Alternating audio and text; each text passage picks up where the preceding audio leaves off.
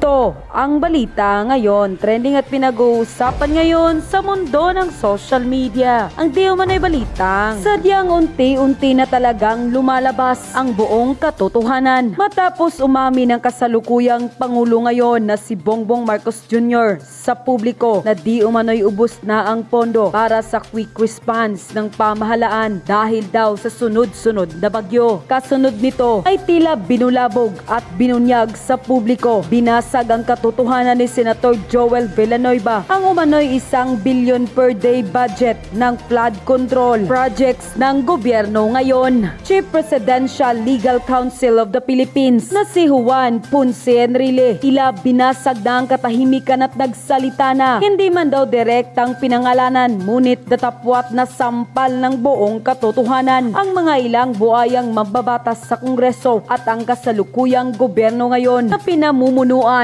ng Marcos administration. Gaano kaya ito katotoo mga kababayan? Ating alamin. Pero bago ang lahat, kung bago ka pa lamang sa aming channel, please huwag kalimutang mag-like, subscribe at i-click ang notification bell para mas maging updated ka palalo sa lahat pa ng bagong video na i-upload namin. At eto na nga mga kababayan, di na nga raw nakapagpigil at tila sumabog na ang Chief Presidential Legal Counsel of the Philippines na si Juan Ponce Enrile laban sa di umano'y korupsyon at mga kabulastugan ng gobyernong ngagba ngayon. Ayon pa sa kanyang official post na inilabas online, and I quote, "I am really amazed and surprised in my more than a century on this planet. This is the first time that a concrete bridge is blown down by a typhoon. Weird. Something is really wrong and ugly. Wasteful expenditure of public funds. Someone must have become richer, to say the least."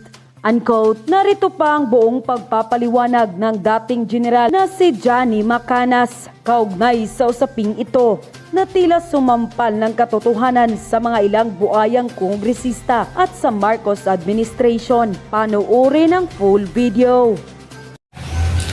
Magandang araw mga kaibigan. Pag-usapan natin ang talamak na korupsyon sa ating bansa ngayon. Dumarami na ang mga tao na nag-iingay, nagpapalabas ng kanilang frustration dahil sa hindi maagapan na pangungurakot sa ating bansa.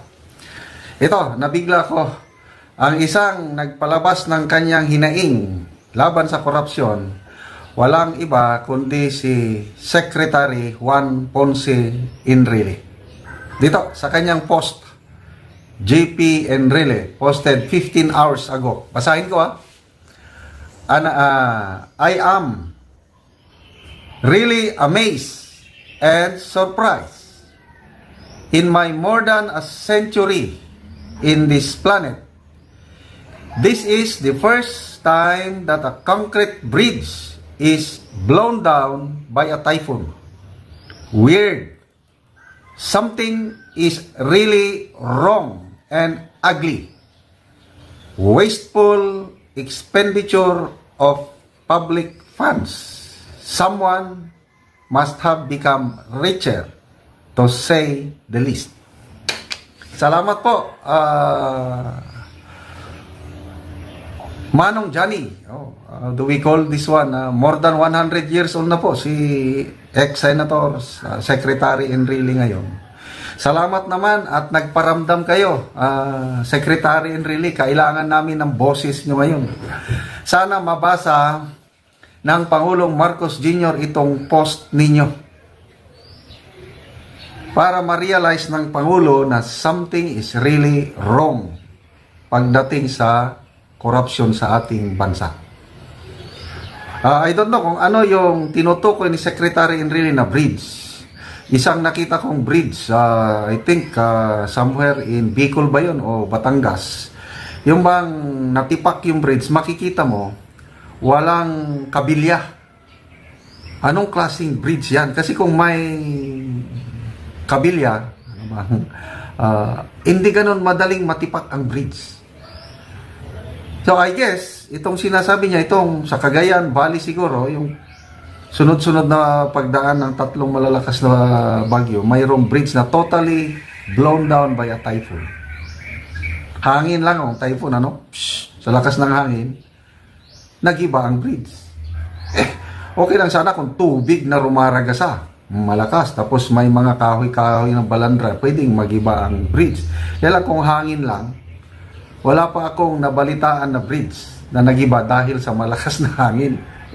Ito, sabi nyo, first time in my more than a century on this planet, this is the first time that a concrete bridge is blown down by a typhoon. So, substandard talaga ang pagkagawa ng bridge na yun. Kaya sabi niya, weird. Something is wrong and ugly. Wasteful expenditure of public funds. So, Pangulong Marcos Jr., alam namin na may malasakit ka sa bansa. Pwede ba pakitignan nyo naman ito? Kasi, nung tinatanong ang mga flood control project sa'yo, medyo may pagkainis nga nandyan. Na-overwhelm lang. Tapos nung sasabihin nga, imbestigahan, yes, I have nothing wrong. Kailang nag-i-explain pa kayo.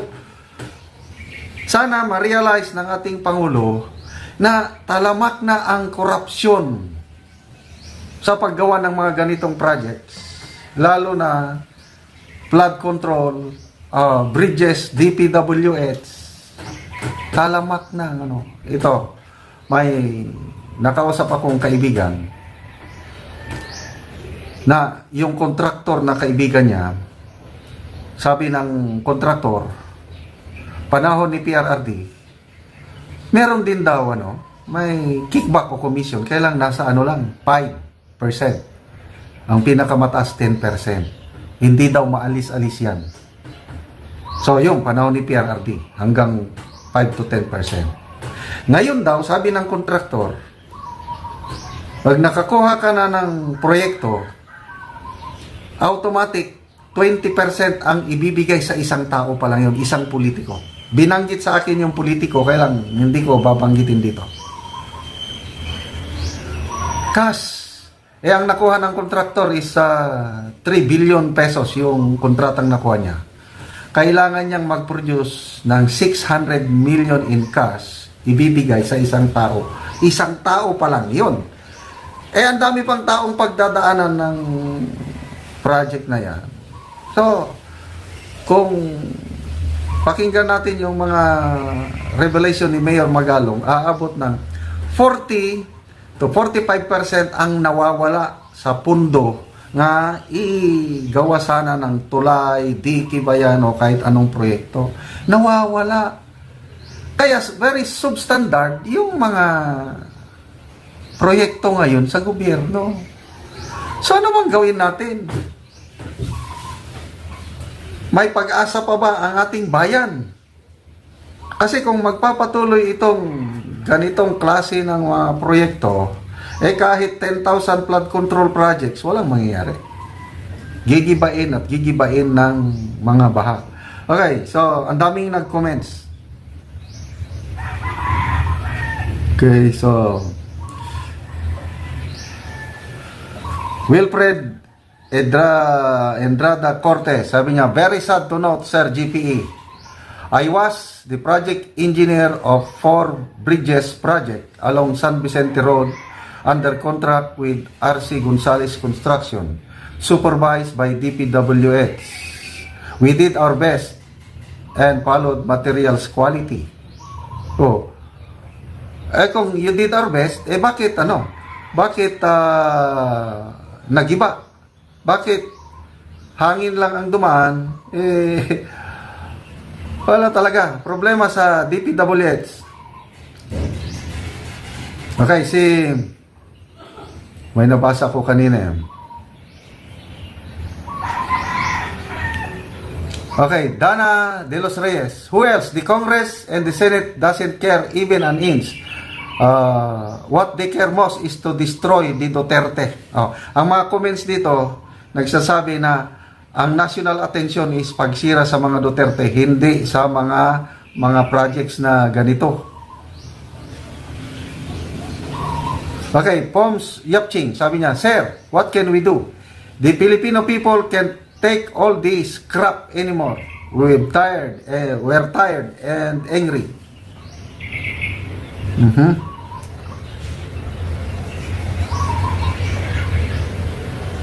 RJ Villaflor, sabi niya, Manong, I believe you are more in the position to get the answer of that bewildering predicament. Of course, advisor siya ng presidente. Kinausap na ba ni Manong Johnny ang presidente tungkol dito?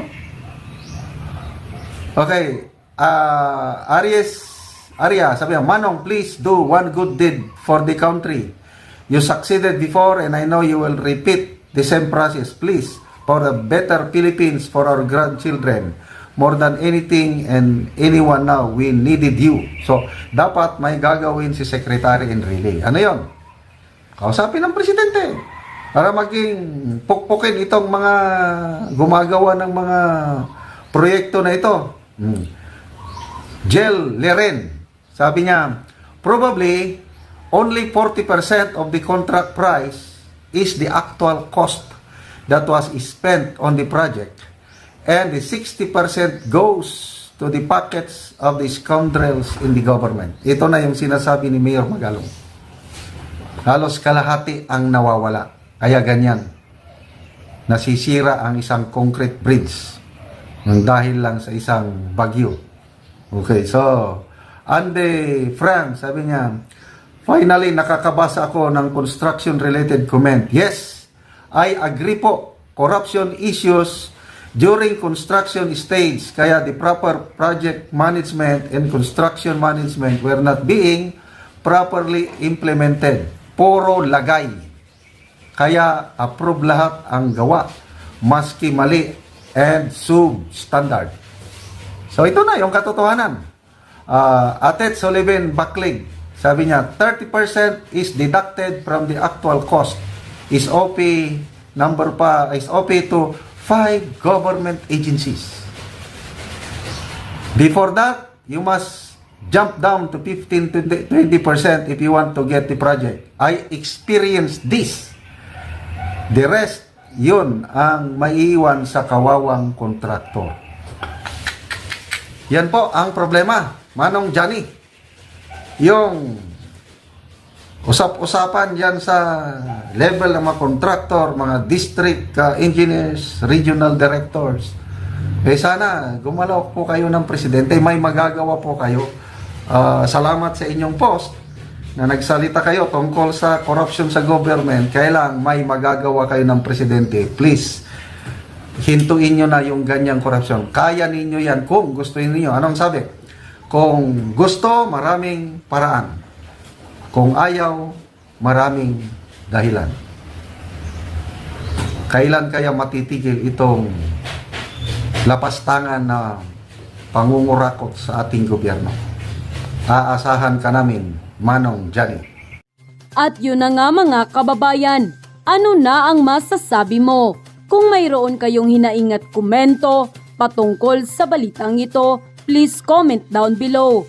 Pag-uusapan natin yan sa comment section. At kung nagustuhan nyo ang video, ay huwag kalimutang mag-like at i-share na din para mas marami pang makaalam at umabot ito sa marami sa ating mga kababayan. Maraming salamat po!